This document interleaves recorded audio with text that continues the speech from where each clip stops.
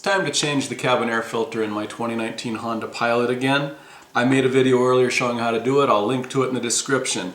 Anyway, last time I put in an STP cabin air filter. Today I was at Walmart. All they had was FRAM. So I bought the FRAM. And I'm going to show you the FRAM is really low quality. I am going to take this back to the store and I'm going to put the STP in. If I had a Honda dealer close by, I might just get a OEM filter.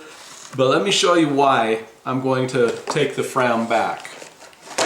I take the FRAM out and I look at it. It is considerably more flimsy than the original. I don't know if you can see, it's bent coming out of the package because it's just so flimsy. There's a little arrow that shows which way the airflow goes. The airflow is supposed to go down. So I will take out the old sturdy STP filter. I will put in the FRAM. And I don't know if you can see this very well. You can see daylight right through the filter. I can put my finger right through it. It won't even close all the way. It's flimsy. You try to push it up, and I can't even get this filter to fill in the spot. Now I'll show you the STP filter put in. Right away I can feel that the STP filter is sturdy. The bag it's in is actually sealed.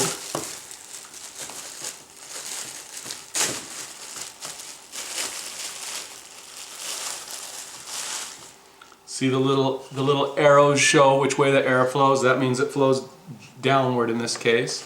I put it in and I don't know if you can see, but see how it fills in completely. It is just considerably higher quality. It's stiff. It fills the space completely.